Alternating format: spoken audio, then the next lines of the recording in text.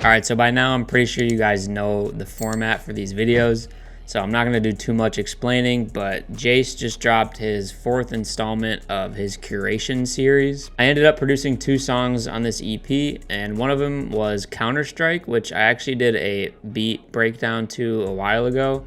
So if you guys wanna go check that out, I'll leave it in one of the cards that pops up here. And I'll also put it in the description. And then we also produced another one on there called I Can See It. And this was actually a solo produced song, which was pretty cool for me. It's the first solo prod that I've gotten with Jace actually released. So I was pretty excited about that. But you guys know the formula for these videos. I'm just gonna walk you through pretty much how I made the melody and then how I made the beat after that. So yeah, let's just hop right into it. All right, so the melody for this loop is actually fairly simple. The drum part of it is where I kind of added a lot of different stuff. But for the melody, we're starting at 140 BPM. And since this was a solo prod, this was the MIDI I ended up coming up with.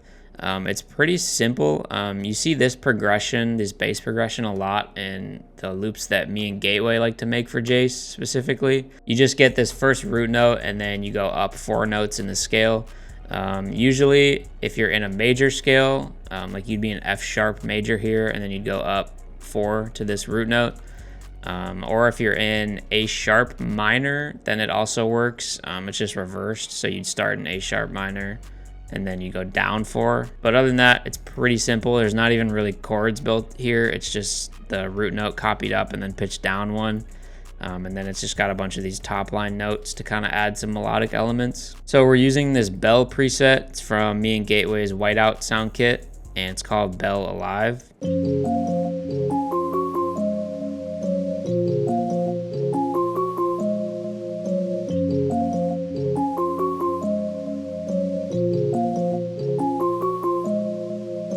And then the next sound I got was another one shot. It's this key ambient piano. And I just laid down a couple accenting notes.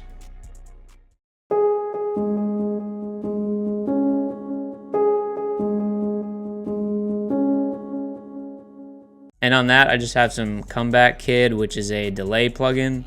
And then I also have another EQ to cut the lows out. Then next, what I think is the best part of this entire song is this vocal lead. And it's the Ah 2, and it's from the Whiteout sound kit as well. And what really makes it cool is the slide notes. So I'll just play it and then I'll kind of explain it after.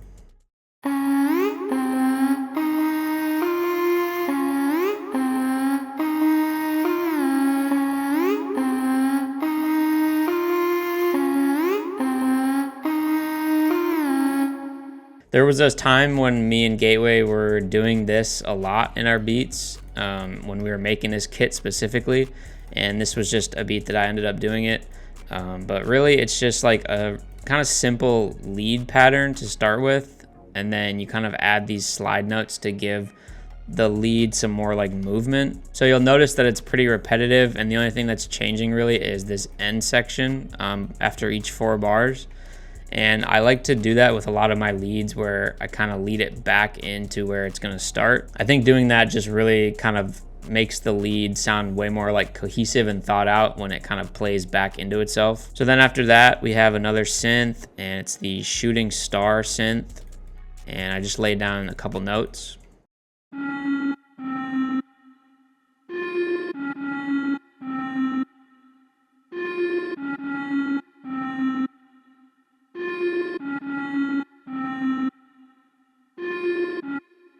You can probably already start to pick up, but this melody really is just like a 2-bar loop that just plays over and over. But it still turned out pretty cool. So the next thing I added was this Key Grand Noir preset, another one shot.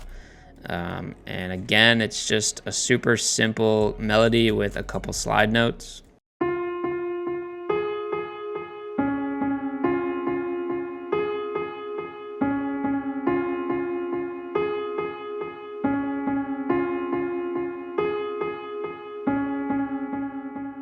On that one, we have a Fruity Delay 3 with these settings. I usually like to just turn the ping pong on and then turn the cutoff and the wet knob down a little bit so the delay isn't like too crazy. This sort of like piano delay effect, I do a ton in my like melodic ambient loops. You've seen it a couple times on the channel already. But this is definitely just a cool little tactic to add some like extra melodic elements. And then last but not least, we have the biology bass from the Whiteout kit. I was literally abusing this bass for so long after that kit came out. It was in like every single one of my loops. So it made it into this one, but it just sounds like this.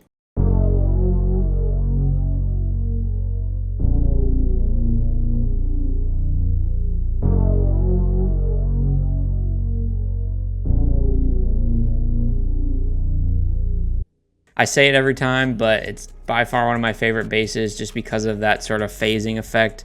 It's perfect for ambient beats. It just adds that little bit of extra ear candy. So that's really it for the entire loop, and it's gonna end up sounding like this.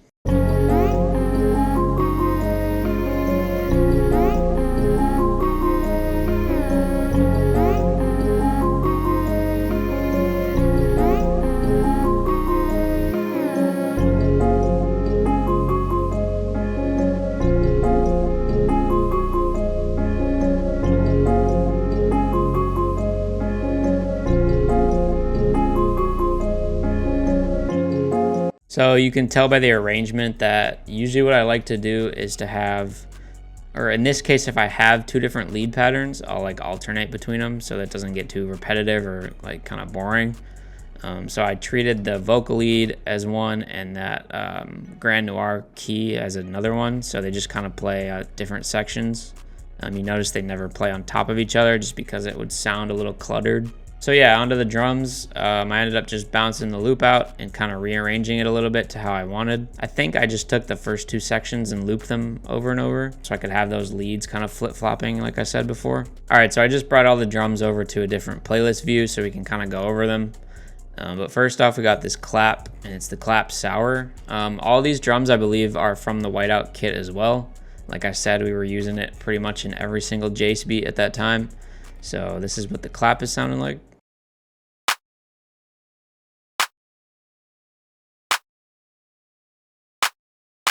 Pretty simple clap, just this extra note at the end is the only variation. I'll save the 808s for last, but next we got the hi-hat. This is the link hi-hat.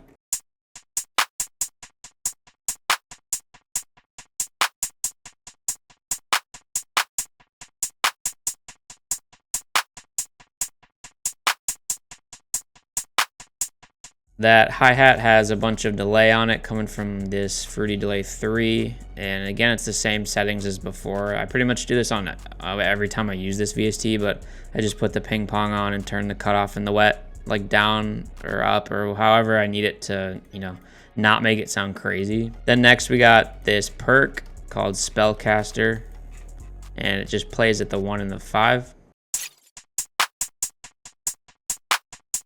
Then next up, we got this open hat. It's called Blue.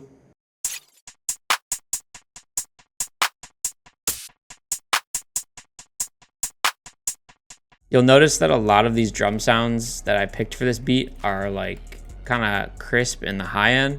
I don't really know why I did that, to be honest, but now that I'm like looking back at it, that seems to have been a thing that I was doing. Next, we got this sparkle accent. Just another like ear candy thing. Another accent, the crumple.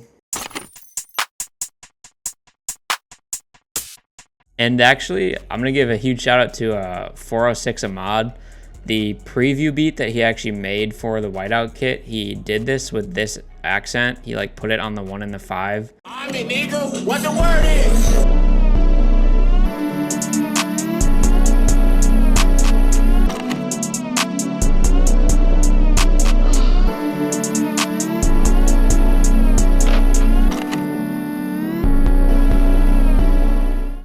So I actually got inspiration from that beat that he made for this, which is kind of funny, but yeah, so shout out to him for that. Then the next thing I did was actually added another one shot, kind of acting as like an 808 kind of, but that plays at the beginning. Sounds like this. It's that same Grand Noir preset.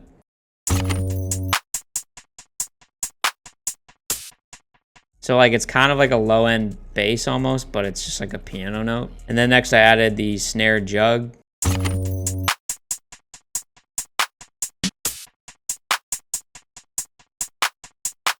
And then lastly, we got 2 different 808s playing. And like I said, that like delayed hit that I got from 406 and mod, that's where you see this come in. So this 808 doesn't start until about around here. It sounds like this.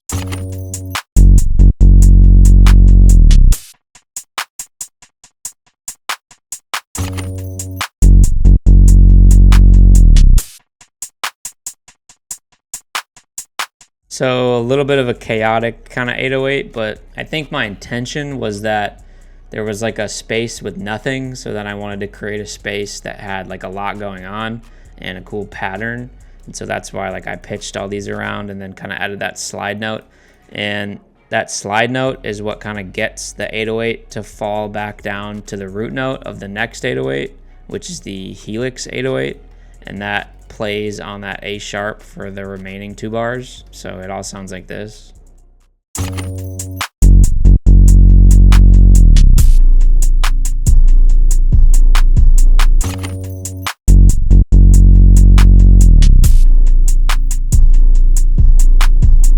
So a lot of the drums are really just like working together in this beat to make the final product, which I thought was pretty cool. It kind of seems like they all have like their own unique pocket. But yeah, that's gonna do it for this one. Let me know what your favorite song from Curation 4 is. Leave a comment down below. I'm genuinely curious to see. I thought it was a really good project. I think it's one of the best that Jace has released this year, to be honest. So yeah, I'm a pretty big fan of it. But yeah, make sure you like, comment, subscribe, all that stuff, and I will see you guys next time. Peace.